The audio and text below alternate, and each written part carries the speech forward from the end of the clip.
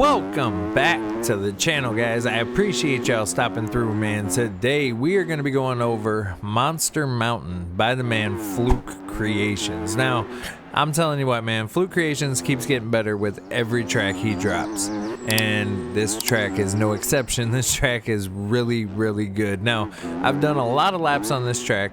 The last couple tracks that Fluke has dropped have gotten progressively harder, I feel like, you know, but they're still fun. So they're really on the like ARL side of things now, I feel like, with the roughness and everything like that, and they still look good and they're fun to ride. So he's definitely stepped it up in all aspects of the track making. Now this track is difficult, but I don't think it's as difficult as his last one.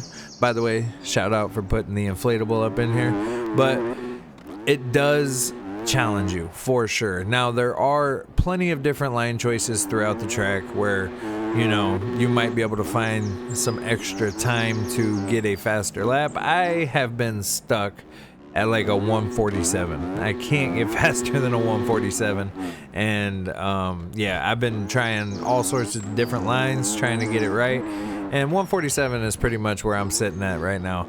So yeah, we'll see if we can beat it in this video. I don't think it's gonna happen, but who knows? Anything can happen, I guess. But Fluke Creations, man, like, he's been, you know, when he started, he was doing Supercross tracks. He was just dropping free Supercross tracks on MXB mods, and they were amazing, you know what I mean? And he kind of stuck with Supercross for quite a while. And then he ended up releasing some of the Supercross tracks on the shop, and then he, you know, moved on to Motocross and compounds and stuff like that. Mainly replicas, you know what I mean? Now, I would like to do more replicas, but I feel like replicas, there's so much pressure to do, like when you're building the track, you know, to get the dirt color right, to get the foliage right, to get, you know, just all of that. So, replicas are harder, I would say, you know, where I do fantasy tracks where I can kind of have like free reign on whatever I want to do on the track. It doesn't matter. So the fact that he keeps getting better while putting out replicas and like high quality replicas is awesome. And yeah, man, I'm curious to see where he ends up at, you know. But this track is super fun to ride, and I suggest you guys go get it. It is $1.50 on the shop, but I think it's totally worth $1.50. Yeah, and as far as racing, I think that this track would be super fun to race, but there is only like one problem that I have with this track, and the only critique that I have is about the timing gates. So after the finish line, that you hit that left, and then on that right you have the first like gate, like I forget what the dang, I'm having a brain fart right now. Anyway, it's where the first section on your timing in the top left corner of the screen, it's where you cross that first gate for that, right? And then you cross the second one like right after. So technically, after you get past that right hand corner, if you were in a race and you were to loop back around and cross the finish line right here, you would just get a bunch of cuts.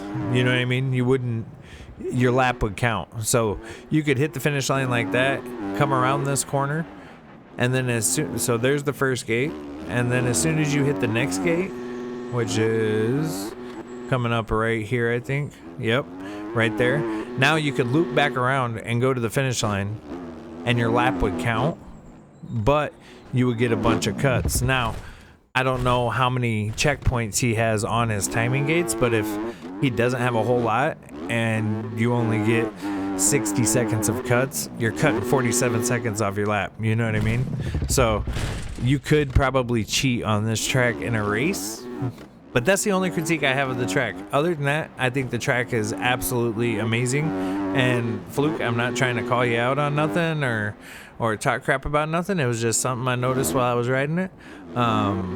That's the only thing I could critique, you know what I mean? I love the way that the track looks wet in certain areas. I think that is actually the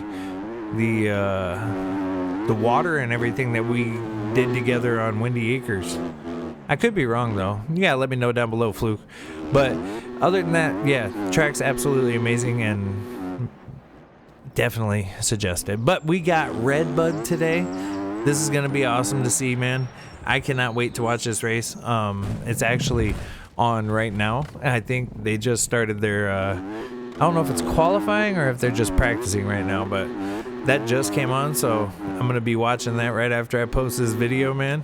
And curious to see, man. Deegan, Lawrence, I love watching those two, bro. I really do. Like, the sport right now is just in an amazing spot, and the 450 class is absolutely like stacked, dude. You got friggin' Plessinger, Tomac, you got Hunter Lawrence, Jet Lawrence, you got you got a bunch of people. I know Chase Sexton's out right now and everything, but I don't really like him anyway, so I don't really care if he's out. Man, dude. But I think, you know what? I do think once Deegan moves up to the 450 class, I do think that him and Lawrence are going to be battling it out. You know, I think it's going to be like when Carmichael came in and Jeremy McGrath was the top dog. You know what I mean? They were duking it out. Or when Bubba came in and you had Carmichael, like, I think it's going to be something similar to that. Something that only happens once every like 10, 15 years, you know, where you got two just extremely talented riders that just go head to head. And it doesn't happen all the time where we get two riders that are that good. You know what I mean? In my memory from, you know, watching motocross and everything, that's the two other times that I can think of is the Carmichael McGrath and Carmichael Bubba Stewart. You know, like, there were other rivalries and stuff, but the top tier, you know, crazy fast riders, you never really get more than one of them at a time. So when you get two of them coming together, it's a wrap, and it's so fun to watch. So I think right now is an amazing time to get people into motocross. I think it's a great time for the sport to grow, and I think it feels like it does every time something like this happens. So hopefully that does happen again, because there's a lot of people that, you know, haven't been exposed to the sport, and this is going to be an awesome time for them to, you know, come around to it and be exposed to it. So like I said, the only problem that I had, man, at all with this track was the timing gates. And if you're just doing hot laps, it's not a big deal, but during a race you'll probably be able to get some cheating after that. So, but if you guys have not yet, man, go down below, hit that like button, hit that subscribe button, go follow me on TikTok and Instagram, and other than that, I'll talk to y'all later. Y'all have a blessed day. Stay up. Peace.